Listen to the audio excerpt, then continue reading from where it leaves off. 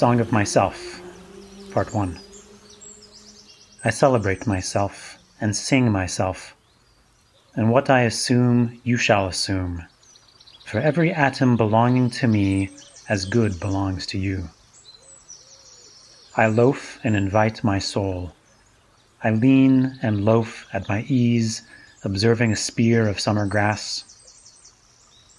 My tongue, every atom of my blood, formed from this soil, this air, born here of parents, born here from parents the same, and their parents the same. I, now 37 years old, in perfect health begin, hoping to cease not till death. Creeds and schools in abeyance, retiring back a while, sufficed at what they are, but never forgotten. I harbor for good or bad.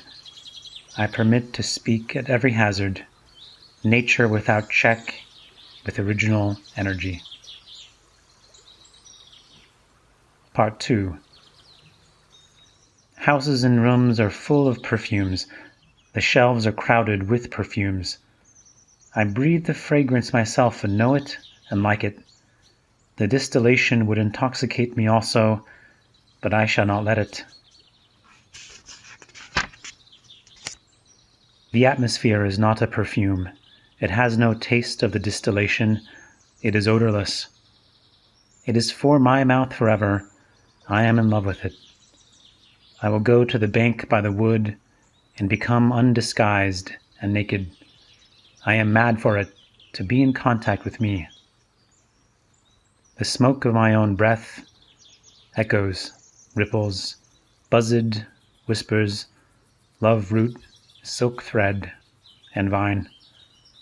My respiration and inspiration, the beating of my heart, the passing of blood and air through my lungs, the sniff of green leaves and dry leaves, and of the shore and dark-colored sea rocks and hay in the barn, the sound of the belched words of my voice lucid to the eddies of the wind.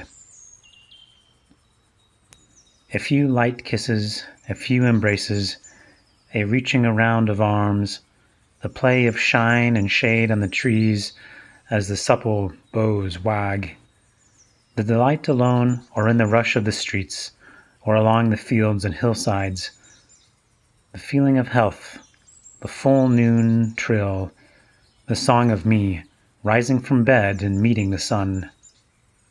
Have you reckoned 1,000 acres much? Have you reckoned the earth much? Have you practiced so long to learn to read? Have you felt so proud to get to the meaning of poems? Stop this day and night with me, and you shall possess the origin of all poems. You shall possess the good of the earth and sun. There are millions of suns left. You shall no longer take things at second or third hand, nor look through the eyes of the dead, nor feed on the spectres in books. You shall not look through my eyes either, nor take things from me. You shall listen to all sides and filter from them. You shall listen to all sides and filter them from yourself. Part 3. I have heard what the talkers were talking, the talk of the beginning and the end. But I do not talk of the beginning or the end. There was never any more inception than there is now, nor any more youth or age than there is now, and will never be at any more perfection than there is now, nor any more heaven or hell than there is now. Urge and urge and urge, always the procreant urge of the world. Out of the dimness opposite equals advance, always substance, always a knit of identity, always distinction, always a breed of life. To elaborate is no avail. Learned and unlearned feel that it is so. Sure as the most certain sure, plumb in the uprights, well entreated, braced in the beams, stout as a horse, affectionate, haughty, electrical, I in this mystery here we stand.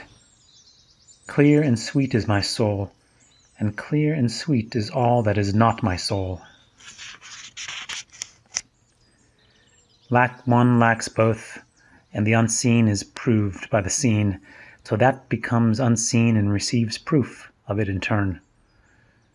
Showing the best and dividing it from the worst age vexes age, knowing the perfect fitness and equanimity of things, while they discuss I am silent, and go bathe and admire myself.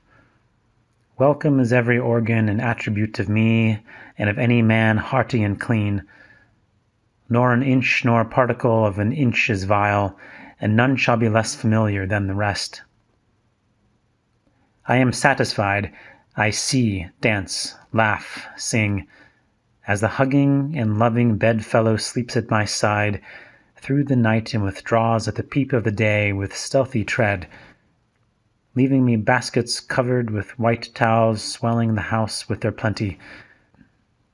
Shall I postpone my acceptation and realization and scream at my eyes, that they turn from gazing after and down the road, and forthwith cipher and show me to assent, exactly the value of one and exactly the value of two, and which is ahead?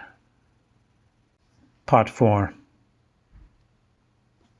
Trippers and askers surround me, people I meet, the effect upon me of my early life, or the ward and city I live in, or the nation, the latest dates, discoveries, inventions, societies, authors, old and new, my dinner, dress, associates, looks, compliments, dues, the real or fancied indifference of some man or woman I love, the sickness of one of my folks or of myself, or ill-doing, or loss or lack of money, or depression, or exaltations, battles, the horrors of fratricidal war, the fever of doubtful news, the fitful events, these come to me days and nights and go from me again. But they are not the me myself.